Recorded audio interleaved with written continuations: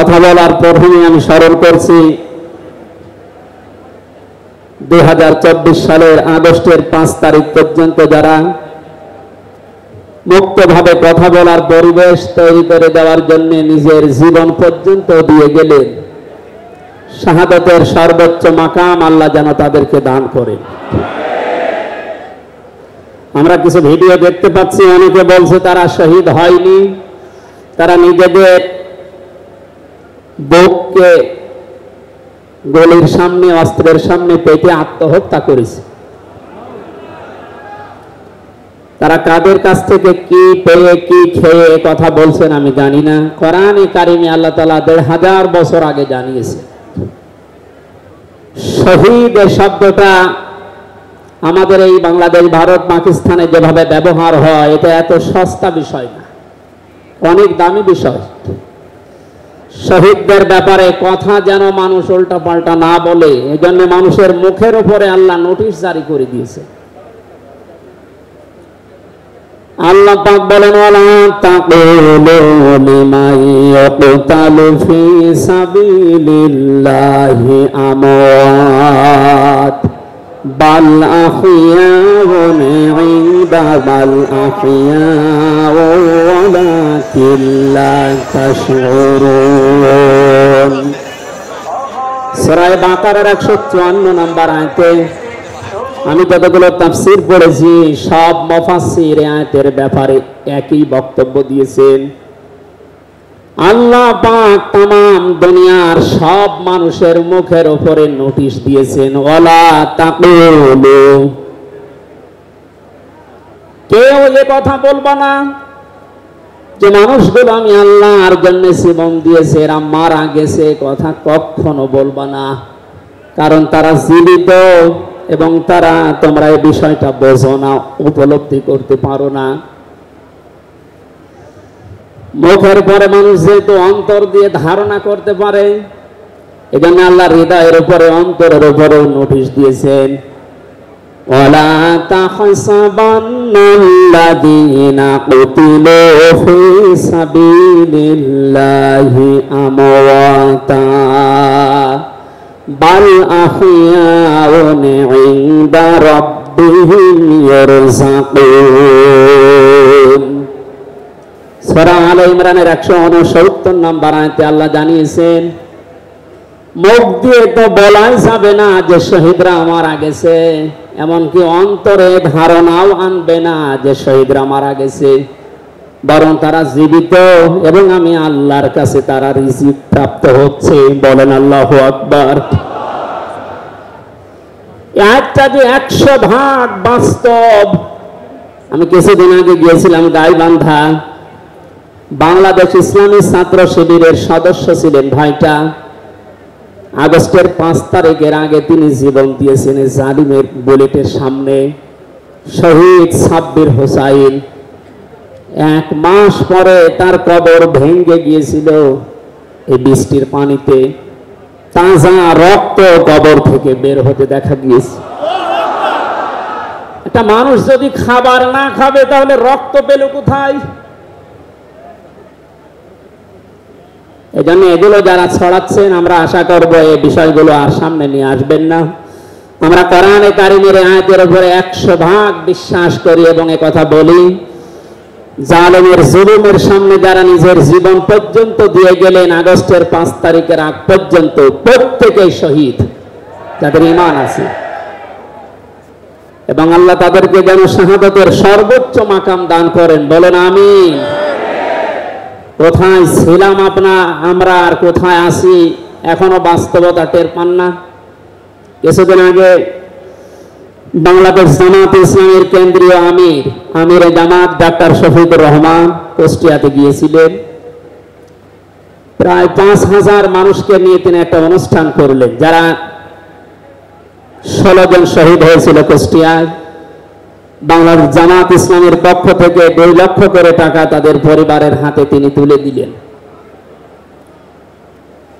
প্রায় 2.5-3 ঘন্টা এই অনুষ্ঠানগুলো আমরা দেখলাম। বলেন তো, আগস্টের 5 তারিখের আগে 5000 না, এরকম মানুষ যদি 5 জন এক জায়গায় হতো 14টা মামলা হয়ে যেত। কোথায় ছিলাম আমরা আর কোথায় এখন পৌঁছিয়েছি, এরপরও যদি এটাকে কেউ নিয়ামত মনে না করে। গতকালকের একটা জরিপ আমি পেয়েছি, বাংলাদেশে 100 জনের 14 জন এখনো পর্যন্ত আপা আপনি ঘাবড়াবেন না আমরা নরম হয়ে যাই এ দলে আছে। 100 জনের কতজন? 100 জনের 28 জন এখনো পর্যন্ত থালা নেওয়ার জন্য খুব তাড়াতাড়ি করছে। আমি নাম নাই নিলাম। আনন্দের বিষয়, 100 জনের 58 জন মানুষ এখন চাচ্ছে এদেশে আল্লাহর বিধান দিয়ে জমিনটা চলুক। আগস্টের 5 তারিখ খুব বেশি দিন যায়নি। এই কয়েকদিনের ব্যবধানে যদি এই অবস্থা সৃষ্টি হয়, এই জন্য আমার মনে হচ্ছে এদেশের অনেক মুনাফিকেরা বুঝে ফেলেছে বিষয়টা, এজন্য খুব তাড়াতাড়ি করছে যে থালা আমাদের হাতে দিন। আমার দাদা একটা গল্প বলতেন। এক লোক বিবাহ করার পরে বাসর রাতে বউকে রেখে একটু বাইরে গেছে। দাদি শাশুড়ি এসে বলছে, আমার কিন্তু পতি চাই, তুমি কি করবা আমি জানি না।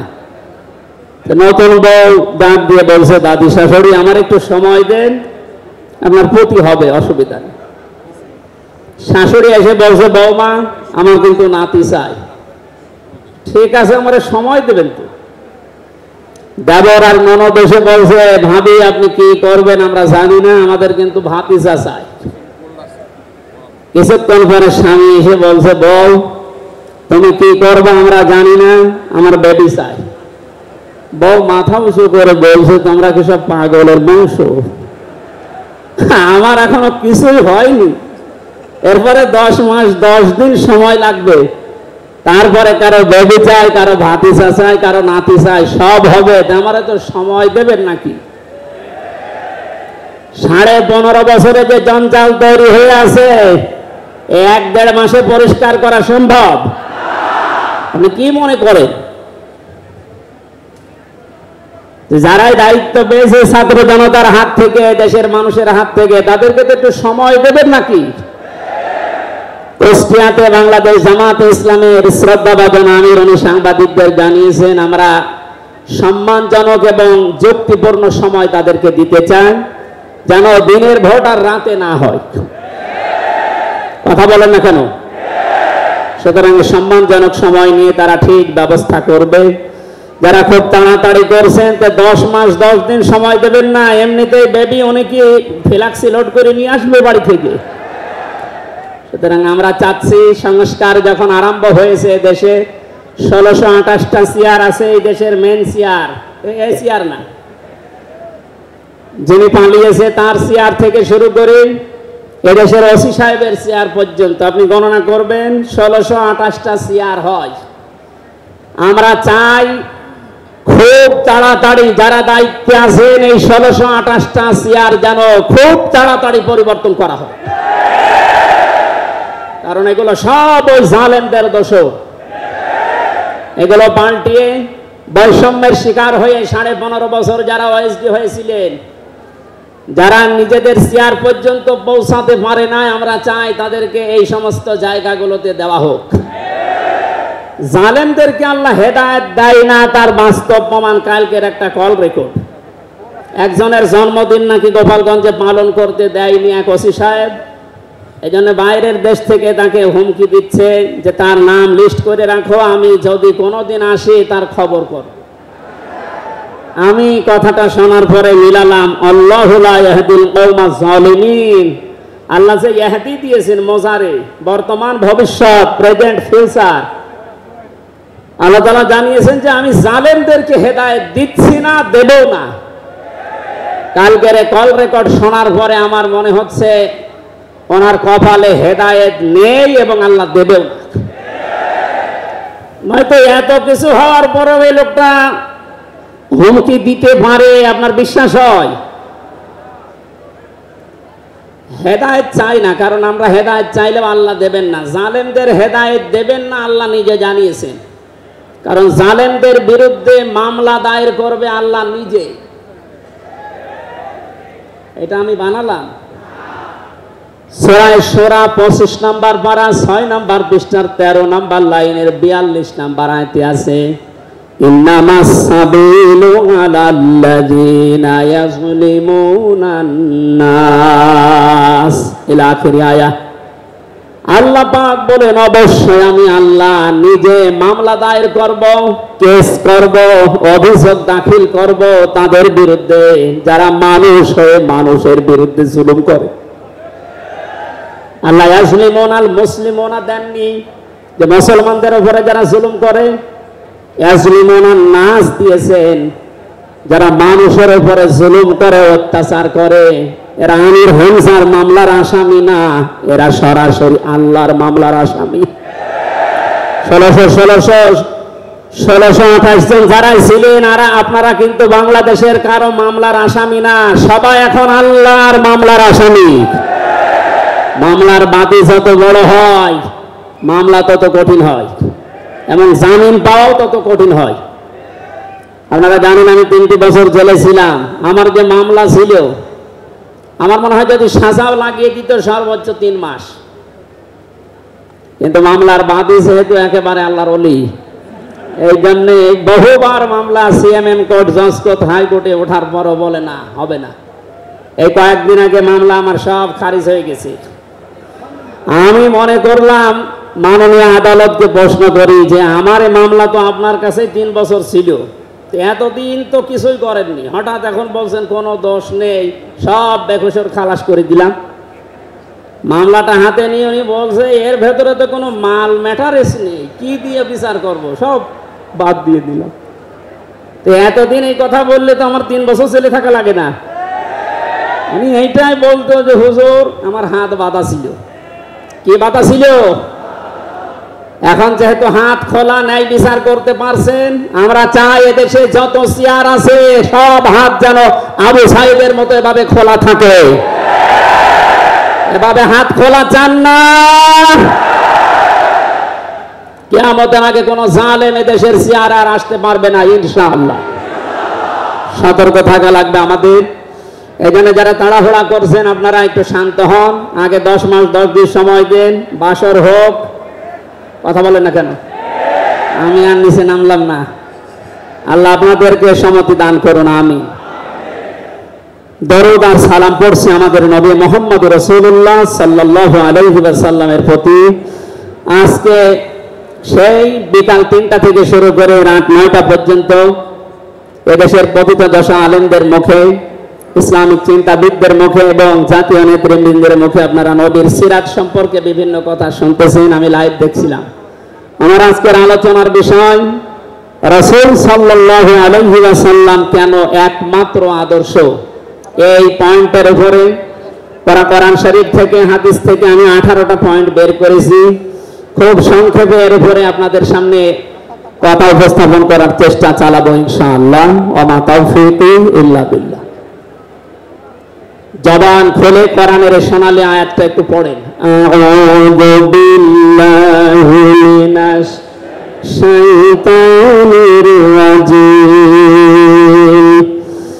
বিসমিল্লাহির রহমানির রহিম।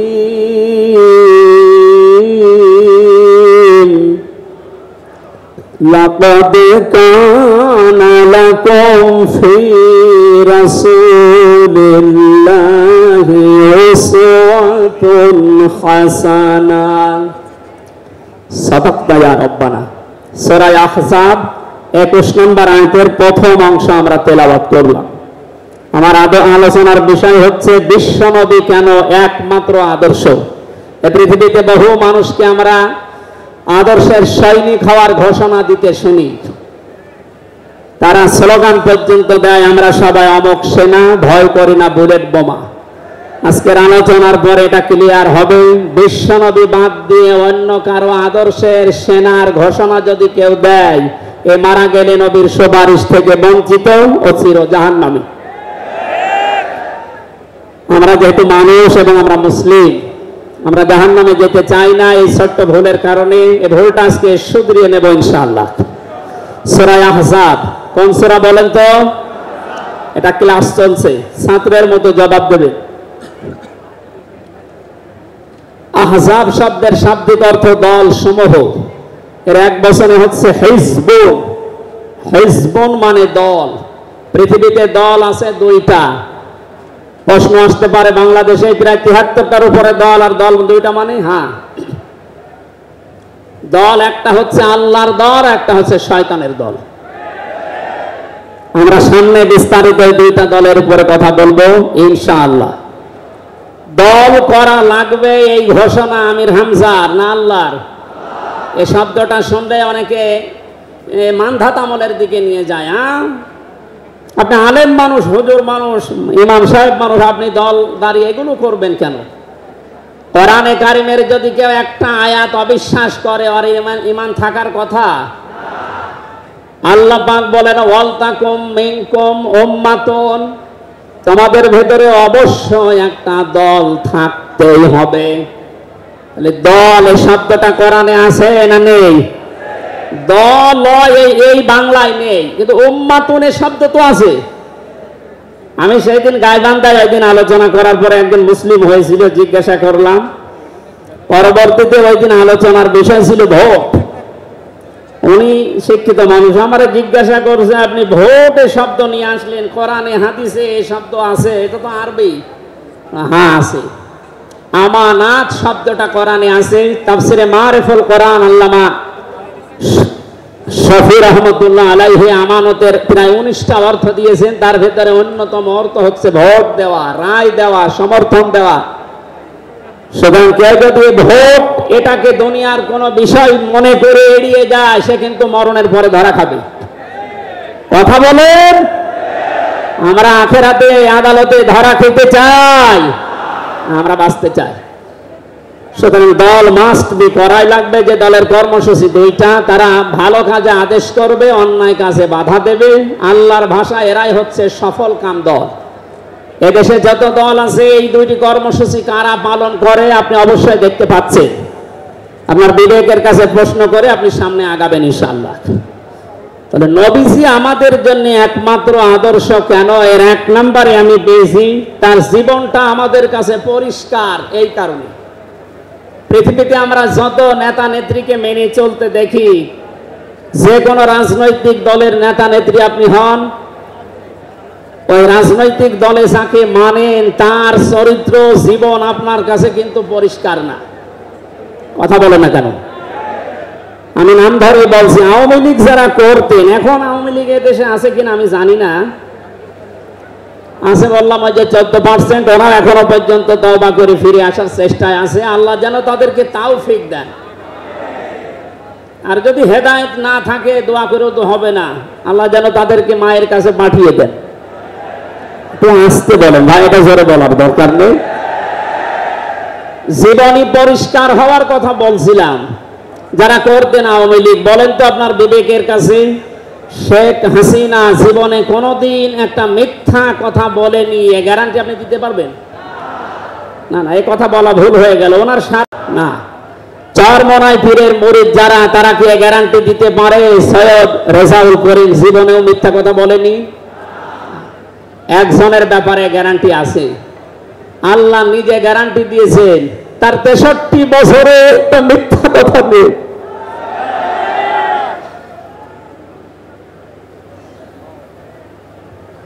এই জন্য বিশ্ব নামে আমাদের একমাত্র আদর্শ হওয়ার কারণ এই যে জীবনে 63 বছরে একটাও মিথ্যা কথা বলেননি। ধরে বলেন আল্লাহু আকবার। এটা যে কত বড় বিষয় আপনি চিন্তা করলে আপনি চিন্তার রেখা শেষ করতে পারবেন না। আমাদের দিনের ভেতরে 24 ঘন্টায় কত মিথ্যা আসে, আর তার পুরা 63 বছরের জীবনে একটা মিথ্যা কথা তিনি বলেননি। 2 নম্বরে পেয়েছি আমি, তিনি উন্নত চরিত্রের অধিকারী ছিলেন। এমন চরিত্র আল্লাহ তাকে দিয়েছিলেন। আমি 3 জন নবীর নাম পেয়েছি, আল্লাহর নামের সাথে তাদের নাম আল্লাহ মিলিয়ে দিয়েছেন। হযরত ইসমাঈল আলাইহিস সালামকে আল্লাহ ডাক দিয়েছিলেন গোলামিন খলিল, আমার সহনশীল বান্দা। হযরত ইসহাক নবীকে আল্লাহ বলেছিলেন গোলামিন আলিম, আমার জ্ঞানী বান্দা।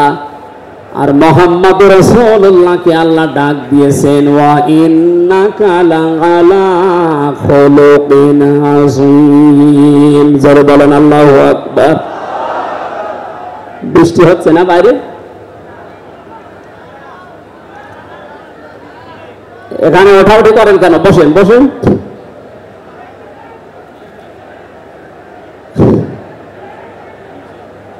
এই কোরআনের আলোচনার ভেতরে কথা বললে কিন্তু গুনাহ হবে ভাই, কথা বলা যাবে না। কষ্ট হলেও ওইভাবে থাকেন, কথা বলবেন না।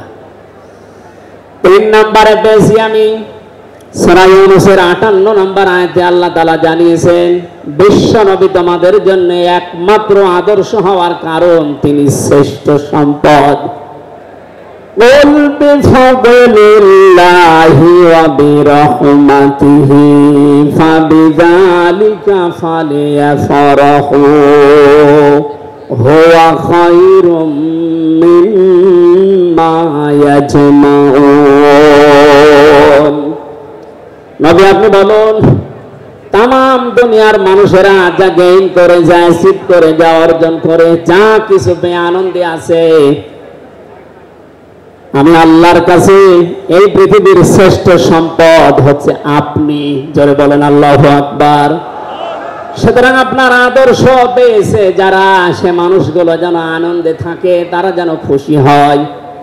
এদিন আগস্টের 5 তারিখের আগ পর্যন্ত এদেশের 100 জনের মাত্র 15 জন মানুষ বিশ্ব নবীকে একমাত্র আদর্শ মানতেন। তারা খুশি ছিলেন, রাজি ছিলেন। মাত্র 1 মাস কয়েক দিনের ব্যবধানে এই যে 100 জনের এখন 58 জন মানুষ বিশ্ব নবী ছাড়া আর কাউকে বুঝতে চাচ্ছে না। সময়টা যেতে দেন, দেশের 100 জনের 100 জন মানুষ চাইবে বিশ্ব নবী ছাড়া কারো আদর্শ মানি না। সংক্ষেপ করছে আমাদের প্রধান অতিথি এসে পড়েছেন। এজন্য 4 নম্বরে পেয়েছি এই পৃথিবীর ময়দানে বিশ্ব নবী মুহাম্মদুর রাসূলুল্লাহ হচ্ছেন আল্লাহর পক্ষ থেকে আমাদের জন্য, বিশেষ করে মুমিনদের জন্য সবচাইতে বড় অনুগ্রহ। সূরা আলে ইমরানের 164 নম্বর আয়াতে আল্লাহ ঘোষণা দিচ্ছেন, লাকাদ মান্নাল্লাহু আলাল মুমিনিনা لقد من الله على المؤمنين إذ بعث فيهم رسولا إلى آخر آية। অবশ্যই মুমিনদের জন্য এই পৃথিবীর ময়দানে বিশ্বনবী মুহাম্মদুর রাসূলুল্লাহ আল্লাহর পক্ষ থেকে একটা অনুগ্রহ। আমরা এক একটা আয়াতের ভেতরে বিভিন্ন তাফসীর অনুযায়ী যত কথা আল্লাহ জানিয়েছেন নবীর সম্পর্কে, প্রচন্ড গরম, আপনাদের কষ্ট হবে যেন আমি খুব সামারাইজ করছি। 6 নম্বরে পৃথিবীর ময়দানে বিশ্ব নবী একমাত্র আদর্শ হওয়ার পেছনে কারণ এই, তিনি গোটা জাহানের জন্য ছিলেন একমাত্র রহমত। সূরা আম্বিয়ার 107 নম্বর আয়াতে আল্লাহ এই ঘোষণা দিয়েছেন, ওমা আরসালনাকা ইল্লা রাহমাতাল লিল আলামিন। বলেন আল্লাহু আকবার। আল্লাহ আলম বলেন না যে শুধু পৃথিবীর জন্য, আলামিন যত জগৎ আল্লাহ বাজিয়েছেন আর যত জগতে আল্লাহর যত সৃষ্টি আছে, এতানাজ্জালুল আমরু বাইনাহুন্না, প্রতিটি জগতে ওই সৃষ্টি অনুযায়ী আল্লাহর বিধিবিধান নাজিল হচ্ছে। যেখানেই যেই সৃষ্টি আছে প্রত্যেকটা সৃষ্টির জন্য মুহাম্মদুর রাসূলুল্লাহ হচ্ছেন আল্লাহর পক্ষ থেকে রহমত। বলেন সুবহানাল্লাহ। সেই রহমতকে হযরতে হালিমাতুস সাদিয়া চিনেছিলেন। কোলে নেওয়া থেকে শুরু করে বাড়ি পর্যন্ত যেখানে নিয়ে গেছেন, সিরাত ইবনে হিশাম বলছে সব জায়গায় হালিমাতুস সাদিয়া বিশ্ব নবীর মাধ্যমে আল্লাহর রহমত পেয়েছিলেন। সিরাত বিশ্বকোষের ভেতরে পেয়েছি আল্লাহর নবীকে হযরতে হালিমাতুস সাদিয়া যেদিন কোলে তুলে নিলেন, হযরতে হালিমা বলেন আমার স্তনে দুধ ছিল না। মুহাম্মদুর রাসূলুল্লাহকে কোলে নেওয়ার সঙ্গে সঙ্গে আমাদের স্তন, আমার স্তন দুইটাই দুধে পরিপূর্ণ হয়ে গেছে। আমি ডান স্তন তাকে দিলাম, তিনি পান করলেন। বাম স্তন তাকে দিয়েছি, সঙ্গে সঙ্গে তিনি মুখ বের করে নিলেন।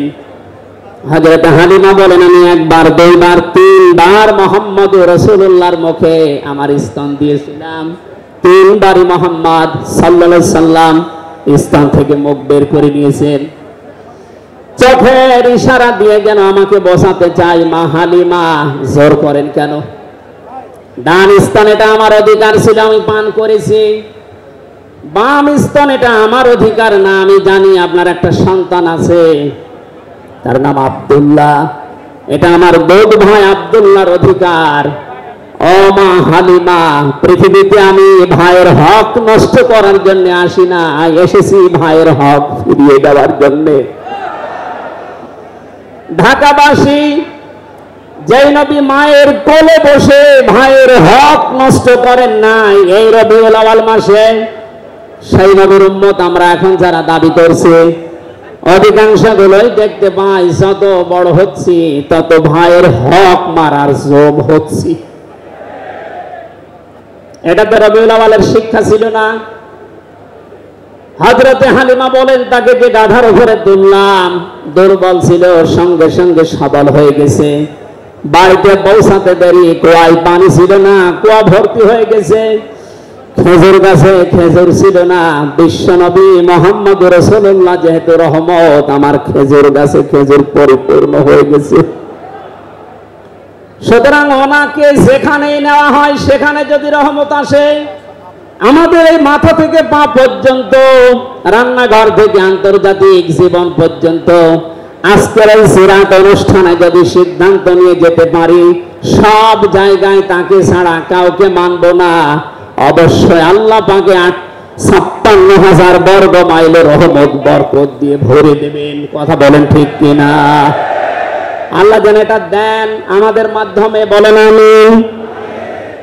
৬ নাম্বারটা ৭ নাম্বারটা খুব গুরুত্বপূর্ণ, এটার ব্যাখ্যা করার জন্য আমি ৮-১০ মিনিট সময় নিলাম, একটু খেয়াল করবেন।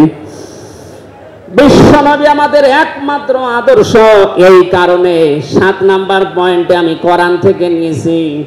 গোনা মাপের গ্যারান্টি শুধু তার আদর্শ অনুসরণের মাধ্যমে।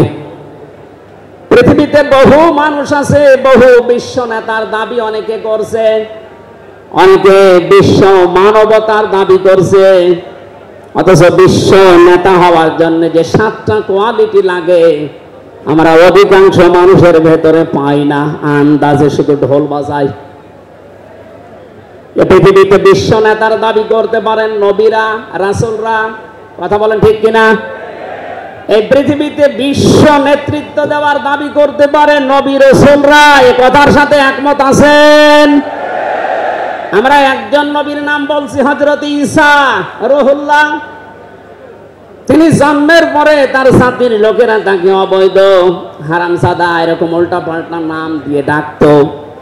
হযরতে মরিয়ম আলাইহিস সালামের কাছে যখন জিজ্ঞাসা করেছে জাতির লোকেরা, বিয়ে হয়নি, সন্তান পেলে কোথায়, খুব খেয়াল করে শুনবেন।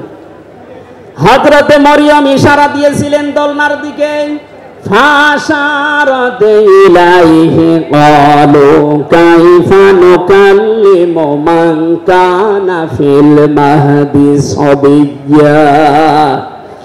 তিনি ইশারা দিয়ে বললেন, এই যে দোলনায় যে ছেলেটা আছে ওকে জিজ্ঞাসা করো ওর জন্মের পরিচয় বলতে পারবে। ওরা বলছে ছোট্ট বাচ্চা কথা বলবে কি করে? সঙ্গে সঙ্গে দোলনা থেকে হযরত ঈসা তার এই জাতির লোকের এই কথার উত্তর দিয়েছেন, জবাব দিয়েছেন, ক্বালা ইন্নী আবদুল্লাহ আতানিয়াল কিতাবা ওয়া জাআলানি নাবিয়্যা ওয়া জাআলানি মুবারাকান আইনামা কুনতু ওয়া আওসানি বিস-সালাতি ওয়াজ-যাকাতি মা দুমতু হাইয়্যা। বলেন আল্লাহু আকবার। দোলনা থেকে হযরত ঈসা বললেন, আমি অবৈধ সন্তান না, আমি জারজ না, আমি আল্লাহর বান্দা। আল্লাহ পাক আমাকে জামানায় নবী করে পাঠিয়েছেন এবং আমাকে সামনে কিতাব দেবেন। আমাকে তিনি ওসিয়ত করেছেন, আদেশ দিয়েছেন আমি যেন সালাত আদায় করি, যাকাত আদায় করি যতদিন আমি জীবিত আছি। আমার মায়ের সাথে যেন আমি ভালো ব্যবহার করি। এখানে কয়েকটা পয়েন্টের দিকে তাকান। হযরতে ঈসা তিনি নিজের পরিচয় দিতে গিয়ে প্রথমে বললেন, আমি আব্দুল্লাহ, আল্লাহর বান্দা। আল্লাহ আমাকে জামানার নবী করে পাঠিয়েছেন এবং কিতাব সামনে আমাকে দেবেন। আজ পৃথিবীর ময়দানে যারা বিশ্ব নেতা হওয়ার কথা জানায়, যাদেরকে দাবি করা হয়, দেখেন তো এ মানুষগুলোর বাবা এক ধর্মের, মা আর এক ধর্মের, জন্ম আপনার আগে বৈধ হওয়া লাগবে, এরপরে বিশ্ব নেতা। যে 7টা পয়েন্ট আছে আয়াতের তাফসিরে, অত জোরে বলার দরকার নেই, আপনি বুঝলেই হবে। বিশ্ব নেতা হওয়ার জন্য প্রথম কোয়ালিটি থাকবে, আপনার জন্ম হওয়া লাগবে বৈধ। এই পৃথিবীর প্রত্যেকটা নবীর জন্ম ছিল বৈধ, কোন নবী অবৈধ না, কথা বলেন। অথচ এখন অনেককে এমন দাবি করে আকাশে তোলা হচ্ছে যার মা এক ধর্মের, বাবা আর এক ধর্মের। আমি বাকি 6টা নাই বললাম। ঢাকাবাসী, এবার আসেন তো সূরা আলে ইমরানের 131 নম্বর আয়াতের এই ব্যাখ্যাটা বলার জন্য আমি এই আশপাশে যাচ্ছিলাম। বিশ্ব নবীকে অনুসরণ করলে জীবনের গুনাহ মাপের গ্যারান্টি দিয়েছেন কে? এতদিন আয়াত যেভাবে শুনেছেন ওইভাবে না, যেহেতু এখন ডিজিটাল যুগ, ডিজিটাল কায়দায় শোনা লাগবে।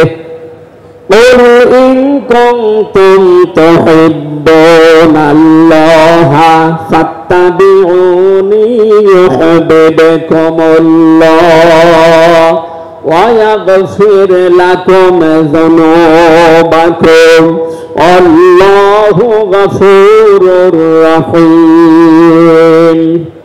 এটা তাফসিরে ফি জিলালিল কোরআনে সাইয়্যিদ কুতুব বিস্তারিত দিয়েছেন, আমি শুধু ইঙ্গিত দিচ্ছি, একটু তাকান। আল্লাহ পাক বলেন, নবী আপনি বলুন, যদি আল্লাহকে ভালোবাসি এ দাবি তোমাদের থাকে, এ দাবি আমাদের আছে না নেই? আল্লাহকে আমরা ভালোবাসি এ দাবি আছে না নেই? আল্লাহ বলেন দাবি যারা করে তাদেরকে আপনি বলেন যে ফাত্তাবিউনি, তারা যেন আপনার অনুসরণ করে। আল্লাহ পাক বলেন তারা যদি আপনার অনুসরণ করে ইউহিব্বুকুমুল্লাহ, আমি আল্লাহ নিজেই তাদেরকে ভালোবাসা আরম্ভ করব।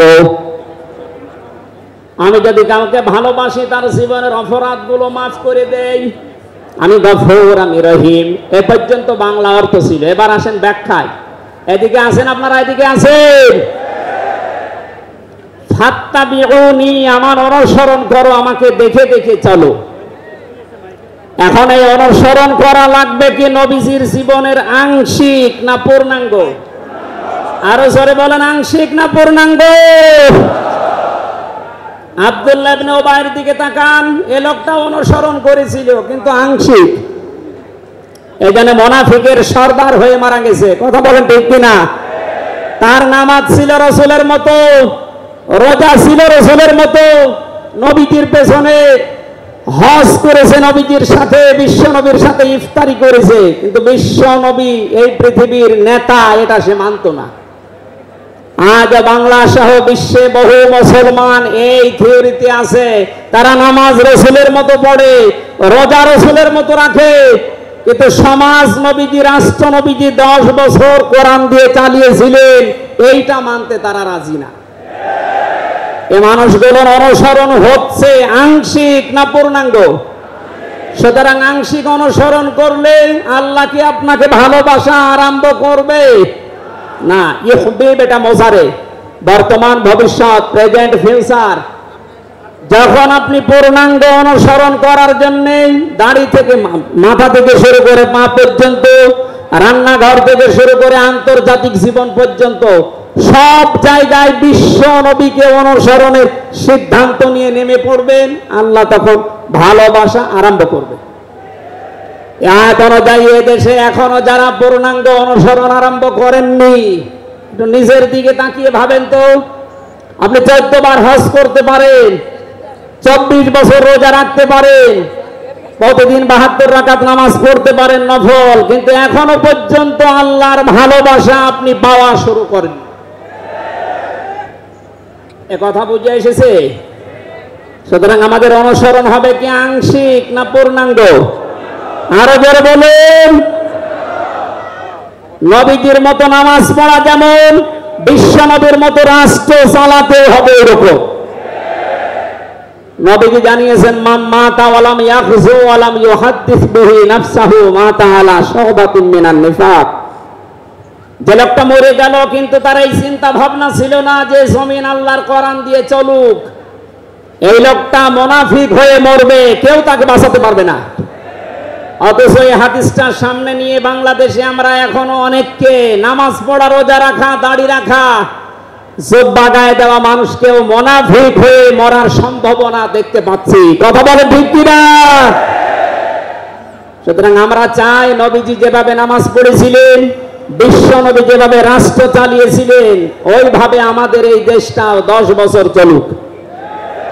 আমিরে জামাত ডাক্তার শফিকুর রহমান কয়েকদিন আগে ঘোষণা দিয়েছেন 15 বছর লাগবে না, মাত্র 10টা বছর আমাদের হাতে দেন, আমরা গ্যারান্টি দিতে পারি দেশের মানুষকে। 9টা পয়েন্ট ওখানে উনি দিয়েছেন, সবগুলোর বাস্তবায়ন করে 16 কোটি মানুষকে দেখাবেন। এটাকে আজ অনেকে রাজনীতি মনে করে উল্টাপাল্টা দিকে নিয়ে যাচ্ছেন। আমার বিশ্ববিদ্যালয়ে থাকাকালীন এক দুষ্টু বন্ধু ছিল, 10 বছর নবী কোরআন দিয়ে রাষ্ট্র চালিয়ে বলতে পেরেছিলেন, খায়রুল কুরুনি করনি, আমার যুগ শ্রেষ্ঠ যুগ। আমাদের দেশটা 53 বছর স্বাধীন হয়েছে, 1 বছরও কোরআন দিয়ে চলেছে। এই জন্য তো কোনো জিনিস নিরাপদ না। আমার ছোট দাদা উনি বলছিলেন যে হজে যাওয়ার পরে দেখি একটা ঘড়ি পড়ে আছে, মোবাইল ঘড়ি। চিন্তা করলাম নেব না, মনের ভেতরে ভয়, যদি ধরা পড়ে যায় তাহলে তো মানুষ, এ দেশে তো ধরা পড়লে আবার হাত কেটে দেবে। দেশে যাওয়ার পরে মানুষ বলবে হাজী সাহেব চোখ, এই ভয়তে নিলাম না। কি করি, অতক্ষণ দাঁড়িয়ে থেকে কেউ নেয়ও না, কারো পায়ের নিচে পড়ে আবার নষ্ট হয়ে যাবে। তুলে নিলাম এদিক ওদিকে তাকিয়ে, হারানো জিনিস যেখানে জমা দেয় ওই জায়গায় জমা দিলাম। ওনারা জিজ্ঞাসা করলাম, ভাই মোবাইলের দাম কেমন হবে?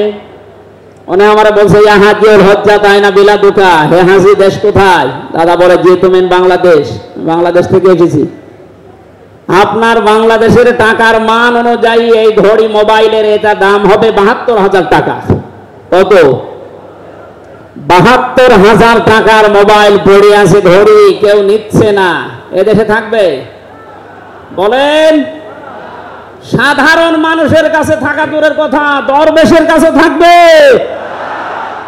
36,000 কোটি টাকা। আমার মনে হয় আমার 33 বছরের জীবনে গণনা করে শেষ করতে পারবো না। পদ্মা সেতু আর একটা বানিয়ে এখনো 4,000 কোটি টাকা রাষ্ট্রে থেকে যেত। কথা বলেন। দরবেশ যদি এই করে, যেগুলো ধরবেশ ওগুলোর চরিত্র কি বলে? এখানে এই বন্ধুটা আমারে বলছিল, আমি রামজা, আমি কুষ্টিয়া থেকে যাচ্ছিলাম ঢাকাতে একটা নর্মাল কোচে চড়ে, হঠাৎ আমার পেটে গন্ডগোল। সিরাজগঞ্জ রোড পার হওয়ার পর ড্রাইভারকে বললাম যে হ্যাঁ একটু দাঁড়ান, আমি নেমে যাব, আমার পেটে গন্ডগোল। ড্রাইভার বলছে গাড়ি থামবে না, একেবারে জায়গা মতো থামবে। আপনার যদি বেশি অসুবিধা হয় তো পেছনের সিট খালি আসে, বসে বসে আল্লাহ আল্লাহ করে। ও বলছে আমার পেটে গন্ডগোল, একে আল্লাহ আল্লাহ থামে। পেছনে যে দেখি কয়েকটা সিট খালি পড়ে আছে, ওই যে পলিথিন দেয় বমি করার জন্য, একটা নিলাম। 2 সিটের মাঝে বসে ওই কাজ করলাম। চিন্তা করলাম এটা যদি রেখে চলে যায় তাহলে আমার তো বদনাম হয়ে যাবে।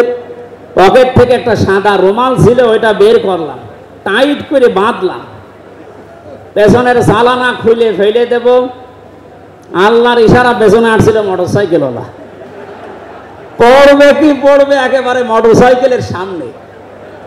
ও বলছে জানলা দিয়ে তাকিয়ে আছি, দেখলাম মোটরসাইকেলওয়ালা এদিকে ওদিকে তাকিয়ে, ও মনে করছে নতুন রুমালে থপ করে পড়লো কি। এ রুমাল যখন নতুন, ভেতরের জিনিসও মনে হয় নতুনই হবে। ও বলে তুলে নিল, ও বাড়ি যে টের পাবে তো কোন নতুন জিনিস। এখানে বলছে হামজা, আমাদের দেশে পায়খানা পর্যন্ত নিরাপদে নেই, এর বাস্তব প্রমাণ আমারটা। অথচ আমির জামাত গ্যারান্টি দিয়েছেন চুরি থাকবে না, শুধু পায়খানা না, 36,000 কোটি না, 36 পয়সাও চুরি হবে না। 10 বছরের জন্য ছেড়ে দেন দেশটা। আপনারা ওনার সাথে একমত কিনা? কারা কারা ওনাদের হাতে দিতে চান দেখি লিল্লাহি তাকবীর।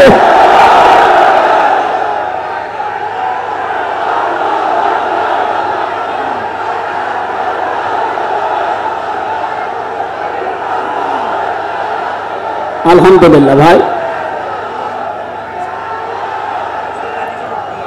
এটা রেকর্ড হচ্ছে। এটা শুধু এই সামিয়ানার নিচে নেই, 18 কোটি মানুষ শুনতেছে।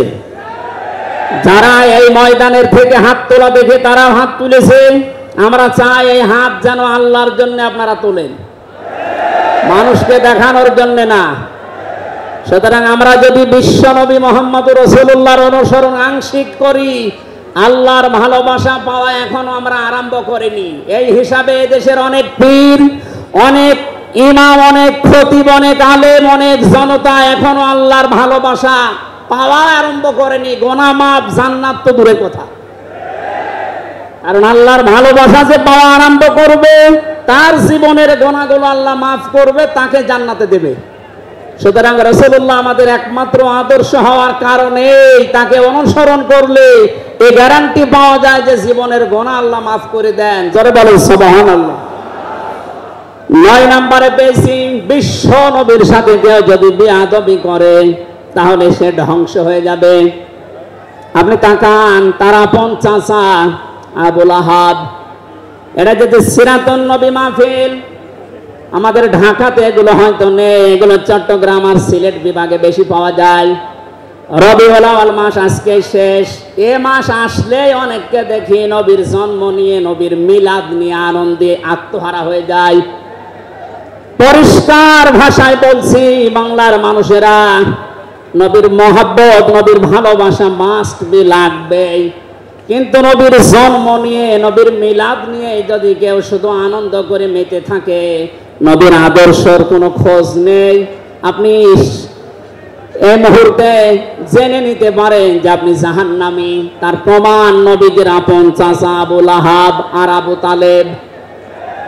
এই দুইজন চাচা নবীর আদর্শ পেয়ে খুশি ছিল না, তারা নবীর জন্ম পেয়ে খুশি ছিল। নবীর মিলাদে, নবীর জন্মে তারা এত খুশি হয়েছিল, আবু লাহাব নিজের কাজের মেয়েকে পর্যন্ত আজাদ করে দিয়েছিল। আবু তালিব নিজের সন্তান হযরতে আলীকেও কাছে রাখতো না।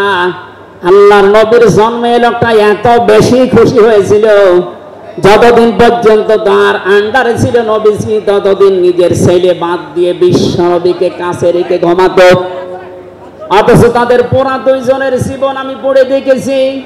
দুইজন চাচা, বিশ্বনবী মোহাম্মদ রাসূলুল্লাহর দুইজন চাচা শুধু নবীর জন্ম মিলাদ নিয়ে আনন্দ ছিল, আদর্শ পেয়ে তারা আনন্দ করে নাই, মেনে নাই। নাই জন্য দুইজনে জাহান্নামী। বলেন নাউজুবিল্লাহ। সিস্টেম অপর পৃষ্ঠায় দেখুন, আরো দুইজন চাচার নাম আমরা জানি, হযরতে হামজা, হযরতে আব্বাস রাদিয়াল্লাহু তাআলা আনহুমা। এই দুইজন চাচা শুধু নবীর জন্মে মিলাদে খুশি ছিলেন না, তারা নবীর আদর্শ পেয়ে খুশি হয়েছিলেন। এই জন্য দুইজনেই জান্নাতি। বলেন সুবহানাল্লাহ। হযরতে হামজা, হযরতে আব্বাস যে জান্নাতে গেছে কোনো সন্দেহ আছে? আল্লাহ কোরআনের আয়াত নাযিল করেছেন তাদের নামে, রাদিয়াল্লাহু আনহুম ওয়া রাদু আন। আল্লাহ পাক বলেন আমি তাদের উপরে রাজি হয়ে গেছি যেমন তারা আমার উপরে রাজি। সুতরাং হযরতে আব্বাস, হযরতে হামজা দুইজনেই নবীর আদর্শ মানার কারণে জান্নাতি। আমরা এদের মতো হতে চাই। বলেন আমিন। এখানে একটা কথা আছে, হযরতে হামজা আব্বাস রাদিয়াল্লাহু তাআলা আনহু, তিনি কিন্তু অনেক আগে মুসলমান হয়েছিলেন গোপনে, কিন্তু প্রকাশ করেননি। এই মাসলাটা বলছি এই কারণে, 152 জন সমন্বয়কের ভেতরে 108 জন বাংলাদেশ ইসলামী ছাত্র শিবিরের নেতা এবং পরীক্ষিত কর্মী। তারা আজ অনেক জালেম এবং অনেক মুনাফিক পর্যন্ত, এমন অনেক আলেম নামে জালেম পর্যন্ত এই বিষোদ্গার করছে। নাম যেহেতু দেখেছে ছাত্র শিবির, এই জন্য তাদের এই চুলকানি। কেন ওরা এতদিন পরিচয় প্রকাশ না করে এই কাজ করলো? ওরা মুনাফিক, ওরা শয়তান। যেখানে বিশ্বজিতের মতো হিন্দু সে রেহাই পায় না, সেখানে পরিচয় দিয়ে মার খাবে। সুতরাং সাদিক সাহেব এবং এস এম ফরহাদ ভাই সহ যারা পরিচয় গোপন করে এই জালেমের বিদায়ের জন্য এই বিপ্লব আমাদেরকে এনে দিয়েছেন, তাদেরকে প্রত্যেক থানায়, জেলায়, রাজধানীতে সংবর্ধনা দেওয়া দরকার। তারা এটা এমনিতেই করে নাই, তারা হযরতে আব্বাসের জীবন থেকে করেছে। অথচ হযরত আব্বাস রাসূলের বিরুদ্ধে বদরের ময়দানে বিরুদ্ধে যুদ্ধ করার জন্য আবু জাহেলের পক্ষ নিয়ে গিয়েছিল, অথচ তিনি ওই সময় মুসলমান। তার মানে নিজের পরিচয় গোপন করে বাস্তবতার নিরিখে স্থান কাল পাত্র ভেদে একটা কৌশল, এটা একটা হেকমা।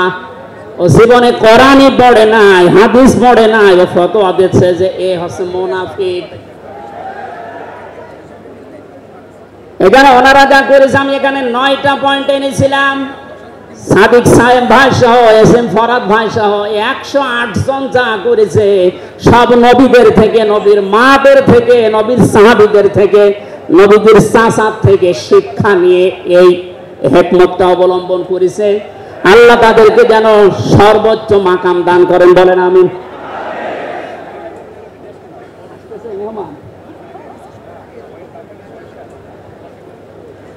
বেয়াদবি করলে যে মানুষের জীবন ধ্বংস হয়ে যায়, রাসূলের সাথে তার প্রমাণ পেয়েছি নবীদের চাচা আবু লাহাবের জীবন থেকে।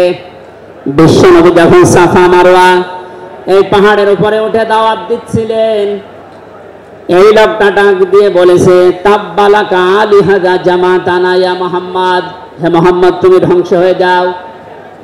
তাফসীরের কিতাবে সূরা লাহাবের তাফসীরে পড়েছে, আবু লাহাব মুহাম্মদ রাসূলুল্লাহকে শুধু ধ্বংস হয়ে যা এ কথা বলে নাই।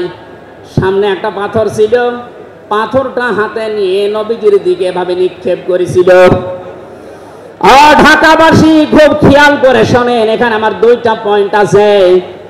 আবু লাহাব 1500 বছর আগে মুহাম্মদ রাসূলুল্লাহর দিকে যে পাথর নিক্ষেপ করেছিল, তাফসীরে ফি জিলালিল কোরআন মুফাসসির লিখেছেন সাইয়্যিদ কুতুব, যে নবীজির সামনে পাথরটা পড়েছিল, নবীজির শরীরে লাগে নাই।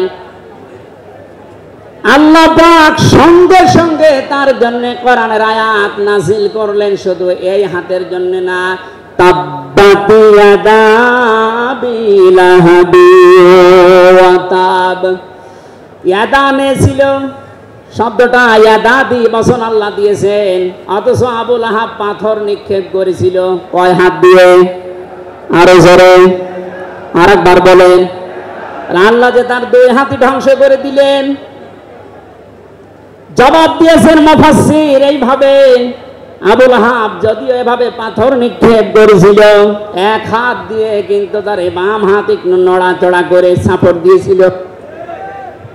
আপনি যদি এখান থেকে একটা কোনো কিছু নিক্ষেপ করেন এভাবে, এই হাত দিয়ে এইটাও সহ্য করেন নাই। নবীজির বিরুদ্ধে যারা অবস্থান নিয়েছে, যে যতটুকু তার সাথে যারা সাহায্যে ছিল, সহযোগিতায় ছিল, আল্লাহ তাদেরকে ধ্বংস করে দিয়েছেন। এই 15.5 বছরে আল্লাহর নবীর আদর্শকে, তার শিক্ষাকে, শিক্ষা ব্যবস্থা থেকে ডাইরেক্ট ডান হাতের মতো, অনেকে বাম হাতের মতো পেছন দরজা দিয়ে নাড়াচাড়া করে উল্টিয়ে ফেলেছিলেন। এই কথা বলেন না কেন? হযরতে আবু বকর আর নবীজির সেই সারে গাড়ে সুরের সেই ঘটনাটা আমাদের শিক্ষা ব্যবস্থা এখন আর নেই, এগুলো তুলে ওখানে বাবার জীবনী বসিয়েছেন। সুতরাং নবীজিকে যারা আঘাত দিয়ে শিক্ষা ব্যবস্থা থেকে 96% মুসলমানের এই দেশে নবীর আদর্শ বাদ দিয়ে অন্য কাউকে যারা বসাতে চেয়েছিলেন, যারা ডাইরেক্ট এগুলো করেছিলেন, যেগুলো মন্ত্রণালয়ের দায়িত্বে ছিল, বাম হাত দিয়ে যারা পেছন দরজা দিয়ে নাড়াচাড়া দিয়েছেন, উপদেষ্টা মণ্ডলের ভেতরে 2 জন আছে, তারা সমকামিতা প্রমোট করছেন, আমরা শুনতে পাচ্ছি। পাঠ্যপুস্তকে যে পরিবর্তন আনার চেষ্টায় আছেন, 96% মুসলমান কিন্তু ঘুমিয়ে যায়নি, এরা এখনো জেগে আছে। আমিরে জামাত কুষ্টিয়ায় সেদিন ঘোষণা দিয়েছে, দেশের মুসলমানেরা এখন আর 5 তারিখের আগের মতো ঘুমিয়ে নেই, সব সজাগ আছি আমরা। আরো জোরে বলেন। সুতরাং যারা ডান হাত দিয়ে চেষ্টা করছেন আল্লাহ বিরোধী, রাসূল বিরোধী, মানবতা বিরোধী এই কাজগুলোকে প্রমোট করার জন্য, বাস্তবায়নের জন্য, আর পেছনের দরজা দিয়ে যারা বিভিন্ন নাম নিয়ে আবুল আহাবের বাম হাতের মতো নাড়াচাড়া দিচ্ছেন, আল্লাহ পাক যদি ধরে আবুল আহাবের মতো ডান হাত বাম হাত সব কিন্তু ধ্বংস করে ছাড়বে। এই জন্য আমরা সাবধান বাণী উচ্চারণ করছি। এগুলোই যারা আছেন, আমি নাম নিলাম না, ছাত্র জনতা যেভাবে আপনাদেরকে উপদেষ্টা বানিয়েছে, আপনি 152 জনের 108 জনের দেখতে পারছেন না। এই মানুষগুলো কি চাই? 108 জন না, আমি 152 জনের সাথে যোগাযোগ রেখে দেখেছি, সবাই চায় এদেশে আল্লাহর বিধান চালু। এই রবিউল আউয়াল মাসে রাসূলের চরিত্র যেভাবে শুনি ওটা যেন বাস্তবে দেখতে পাই, সেটা চালু হোক। 53 বছর তো দেখলেন, বাবা চালিয়েছিল, দুর্ভিক্ষে মরেছে অনেকে, আমি দেখি না, আমার তো 33 বছর, এ মুরব্বীরা দেখেছি। স্বামী চালিয়েছিল অনেকের চাচা চালিয়েছে 9 বছর, ভাবি চালিয়েছে, এমনকি বউ চালিয়েছে, এটা তো দেখলাম। এখন শুধুমাত্র কোরআন দিয়ে চললে, নবীর আদর্শ দিয়ে চললে দেশটা কেমন দেখা যায় এটা দেখতে বাকি আছে। এটা আপনারা দেখতে চান না? সামনে আমার জীবনের সবচাইতে বড় শখ, আকাঙ্ক্ষা, তামান্না এইটা, চর্ম চোখে যেন আল্লাহ আমাকে দেখায় যে 56,000 বর্গ মাইল তার কালাম দিয়ে চলছে। এটা দিয়ে চললে যে কেমন দেখা যায়, এটা মিনি জান্নাত হয়ে যাবে। আপনি বিশ্বাস করেন, এটা মিনি জান্নাত হয়ে যাবে। অনেকের এখনো পর্যন্ত জুজুর ভয় দেখাচ্ছে। আমির জামাত সেদিন বলেনি যে জুজুর ভয় দেখাচ্ছে মেয়েদেরকে, যে তোমাদের ঘর বন্দি করে রাখবে। অনেকে যারা ডাল খায়, মামা বাবা খায়, লাল পানি খায়, এরা কি খাবে? দেশটা যদি কোরআন দিয়ে চলে, নবীর আদর্শ দিয়ে চলে, পুরা দেশটা হয়ে যাবে মসজিদের মতো।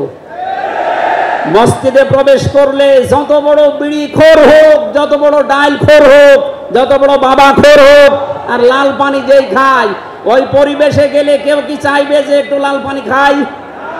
কারণ পরিবেশটাই রহমত দিয়ে ভরপুর। কথা বলেন ঠিক কিনা? এই জন্য মসজিদে প্রবেশ করতে হলে আল্লাহর রহমত আমরা কামনা করি। আল্লাহুম্মা আফতাহলি আবওয়াবা রাহমাতিক, পুরা জায়গাটাই রহমত দিয়ে ভরপুর। আল্লাহর কোরআনের বিধান সেখানে চলে, এজন্য পুরা জায়গাটা রহমত দিয়ে ভরপুর করা। এই দেশটায় যদি আল্লাহর বিধান চালু হয়, রাসূলের আদর্শ চালু করতে পারি আমরা, পুরা দেশটা হয়ে যাবে মসজিদের মতো। তখন আর লাল পানি খেতে, বিড়ি খেতে আপনার মনে চাইবে না ইনশাআল্লাহ। আপনি জান্নাতি হয়ে মারা যেতে পারবেন, এই গ্যারান্টি আমরা দিতে পারি। সুতরাং আমরা রাসূলের সাথে কোনো বিয়াদবি যেন না করি। আমার মনে হয় মেহমান এসে গেছে আমাদের মাঝখানে।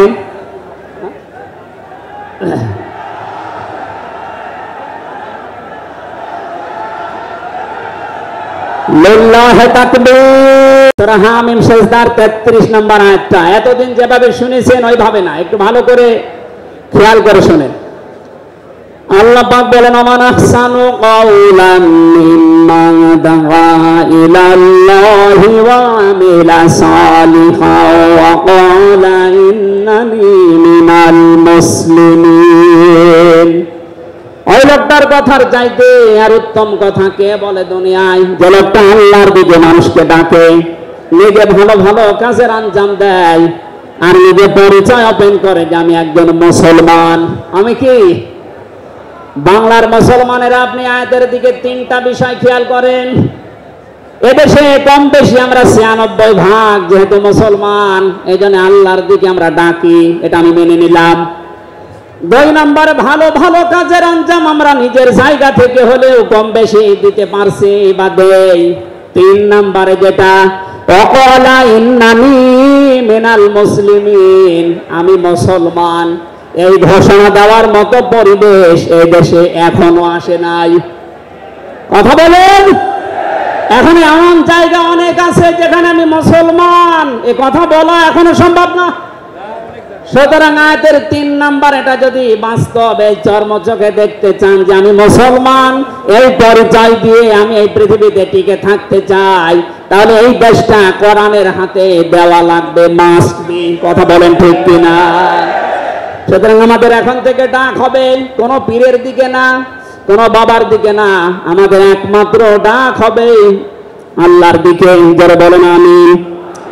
12 নম্বরে পেয়েছি, তিনি যুদ্ধবন্দীদের সাথে এমন ভালো আচরণ করতেন। ইয়ামামার একজনের নাম পড়লাম হাদিসের পাতায়, বিগ লিডার ছিলেন এই লোকটা, সামামা ইবনে ওয়াসাল রাদিয়াল্লাহু তাআলা আনহু। বদরের ময়দানে তিনি ধরা পড়লেন, সাহাবীরা তাকে বেঁধে রেখেছে মসজিদের ভেতরে খুঁটির সাথে। নবীজি এসে বললেন, সামামা কেমন লাগে তোমার, কি আচরণ আমার কাছে আশা করো? লোকটা বলে, মুহাম্মদ সাল্লাল্লাহু আলাইহি সাল্লাম আপনি আমাকে মেরেও ফেলতে পারেন, ছেড়েও দিতে পারেন। নবীজি তাকে বললেন, সামামা এই দুনিয়ায় শেষ দুনিয়া না, আর একটা জগৎ আমাদের সামনে আসে।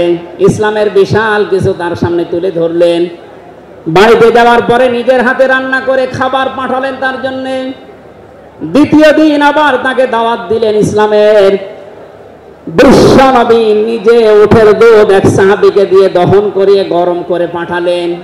মনে হচ্ছে তিনি জামায় আদর করছেন, অথচ সে লোকটা যুদ্ধবন্দী। একটা যুদ্ধবন্দী মানুষের সাথে বিশ্ব নবীর যে আচরণ, এ পৃথিবী অবাক হয়ে গেছে। অথচ 15.5 বছরে যুদ্ধবন্দী না, কারাবন্দী, তাও অন্যায় ভাবে। আরে ভাই, আমার তো 3 বছর পরে যেহেতু মামলা খালাস করে দিয়েছে, আদালত কর্তৃক প্রমাণ হয়েছে যে আমি নির্দোষ, আমার কোনো দোষ নেই, তাহলে আমরা মামলার আয়ু থেকে শুরু করে একেবারে ওই উপর পর্যন্ত যিনি পালিয়েছেন, এ পর্যন্ত যারা জড়িত ছিল, আমি চাই তাদের প্রত্যেকে যেন 3 বছর জেলে থাকে। এইটাই নাই বিচার হবে। কথা বলে না কেন? আমার জন্য 3 বছর, ব্যারিস্টার আরমানের জন্য 8 বছর, 11 বছর। কত বছর? আপনি যে চট করে ঢুকে পড়বেন, আগে 11 বছর থাকেন, এরপরে।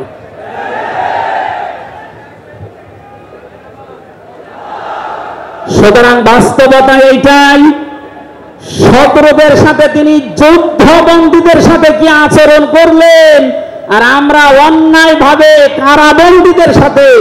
আমি তো অন্যেরটা জানি না, নিজেরটার সাথে বলছি। এই যে মুরব্বী মানুষ বসে আছে, মাওলানা রফিকুল ইসলাম খান, এই মুরব্বীর পায়ে বেড়ি দিয়ে, হাতে হ্যান্ডকাপ দিয়ে, মাথায় দড়ি দিয়ে মনে হচ্ছে গরু টেনে নিয়ে যাচ্ছে। আমার 11 ঘন্টা টাঙিয়ে রেখেছিল। অথচ নিজেরাই বলছিল যে আপনার কোনো দোষ নেই, আমরা জানি। তো দোষ নেই, আমরা ধরে রেখেছেন কেন, ছেড়ে দেন? বলে না, উপরের নির্দেশ। কোথায় পৌঁছিয়েছিল দেশটা? আর তারা এই রবিউল আউয়াল আসলে একদিন ছুটি দিত নবীর জন্মদিন পালন করার জন্য। নবীর আদর্শের কোনো খোঁজ খবর তাদের কাছে নেই। এই সামামা ইবনে ওয়াসাল নবীজির আচরণ দেখে শেষ পর্যন্ত বাপদাদার ধর্ম ত্যাগ করে ইসলাম কবুল করেছিলেন। এই 15 বছর যদি এরকম কিছু দেখাতে পারতেন, লাখের উপরে মানুষ জেল খাটতেছে। আমার মনে হয় 100 জনের 70 জন মানুষ এই দেশে জেল খাটে কিচ্ছু জানে না, বিশেষ করে 15.5 বছর। এই মানুষগুলো আপনার দলে অন্তত না আসলেও আপনার জন্য দোয়া করতো। এরপরে আমি পেয়েছি বিশ্ব